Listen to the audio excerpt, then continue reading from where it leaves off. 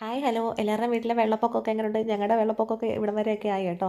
2 ദിവസത്തിന് ശേഷമാണ് ഞങ്ങൾ മുറ്റത്തോട്ടൊക്കെ ഒന്ന് ഇറങ്ങുന്നത്. മുറ്റത്ത് ഫുള്ളും വെള്ളമാണ്. വെള്ളത്തിനകത്തോട്ട് മക്കളെ ഒന്നും ഇറക്കാതിരിക്കുമായിരുന്നേ, കാരണം വല്ല അസുഖമാണ് പിടിച്ചു കഴിഞ്ഞാൽ വണ്ടിയൊന്നുമില്ല, വണ്ടിയെല്ലാം നിർത്തലാക്കിയതാണ്. ബസ്സോ വണ്ടിയുള്ള വാഹനങ്ങളൊന്നും റോഡിൽ കൂടെ ഓടത്തില്ല, കാരണം റോഡിലെല്ലാം വെള്ളമാണ്. അസുഖം പിടിച്ചാലോ എന്ന് പേടിച്ചിട്ടാണ്, കാരണം അപ്പറേ ഇപ്പറേ ഒന്നും ആൾക്കാരില്ല, മറ്റുള്ള ഒരു ഒട്ടുമിക്ക പേരും ക്യാമ്പിലോട്ടൊക്കെ മാറിയെന്നേ.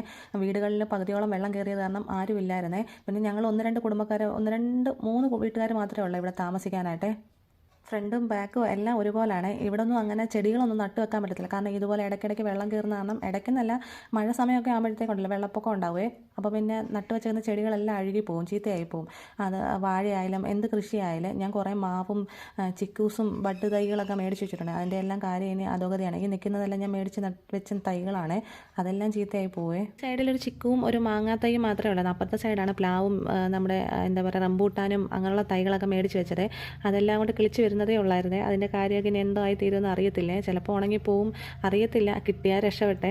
ഓരോ വീടിൻ്റെ അവസ്ഥ ഇതാണ്, വെള്ളം കയറി കഴിഞ്ഞാൽ ഓരോ സാധനങ്ങളൊക്കെ നശിച്ചു പോയേ. കസാരകൾ, മേശകൾ, അതുപോലെ നമ്മുടെ ഫ്രിഡ്ജ്, അതുപോലുള്ള സാധനങ്ങളൊക്കെ നശിച്ചു പോയേ.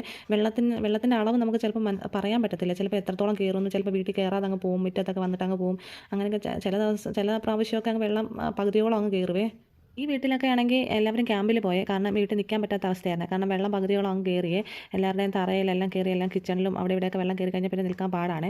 പിന്നെ കുറച്ച് നേരം ഞങ്ങൾ അമ്മയും മക്കളും എല്ലാം വെള്ളത്തിലൊക്കെ ഇറങ്ങി കളിച്ചേ. ഞാൻ ഇടയ്ക്കിടയ്ക്ക് പറഞ്ഞപ്പോൾ നമുക്ക് കയറി പോകാം, പക്ഷേ മക്കൾ കയറുന്നുണ്ടായിരുന്നില്ല. അവർക്ക് ഒരു രസമല്ലേ. പക്ഷേ രസം കൂടിക്കഴിഞ്ഞ് ചിലപ്പോൾ ഹോസ്പിറ്റലിൽ പോകേണ്ടി വരും. അത് കാരണം എനിക്ക് ഭയങ്കര പേടിയായിരുന്നേ. മക്കളൊക്കെ സ്കൂളിൽ പോയിട്ട് ഒരാഴ്ച ആവുന്നു കേട്ടോ. ഇവരൊന്നും സ്കൂളിൽ പോകാനൊന്നും പറ്റത്തുന്നില്ല. ഇതുപോലെ വഴിയിലെല്ലാം വെള്ളം കയറി കിടക്കും. സ്കൂളിലൊക്കെ ക്യാമ്പൊക്കെ തുടങ്ങിയതാണ്. അത് കാരണം ഇവർക്ക് ഇനി ക്യാമ്പെല്ലാം നിർത്തലാക്കി വെള്ളമൊക്കെ ഇറങ്ങിയതിന് ശേഷമേ ഇവിടെ സ്കൂൾ തുറക്കത്തോളേ.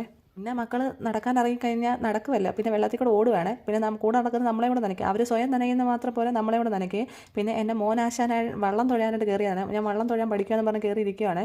ഈ വള്ളം കൊണ്ടുവന്ന് ഞങ്ങൾ വീടിനടിയിലിട്ടെ. വള്ളം പുറത്ത് കിടന്നുണ്ടല്ലോ, ഈ വെള്ളത്തിൽ മഴവെള്ളം വീണ് നിറഞ്ഞ് ചിലപ്പോൾ ഇത് താണു പോകും. ഇത് നമ്മൾ എപ്പോഴും കോരിക്കളയാൻ പറ്റത്തില്ല. അപ്പം വെള്ളം കയറിയപ്പോൾ അതിൻ്റെ കൂട്ടത്തിൽ ഞാൻ ഇതങ്ങ് കൊണ്ടുവന്ന് വീടിനടിയിൽ കെട്ടിയിട്ടതാണ്. കുറേ സമയം മക്കൾ ഇതിനകത്തായിരുന്നേ. അവർക്ക് വെള്ളം പൊങ്ങിയാൽ എന്തായാലും ഒരു രസമാണ്.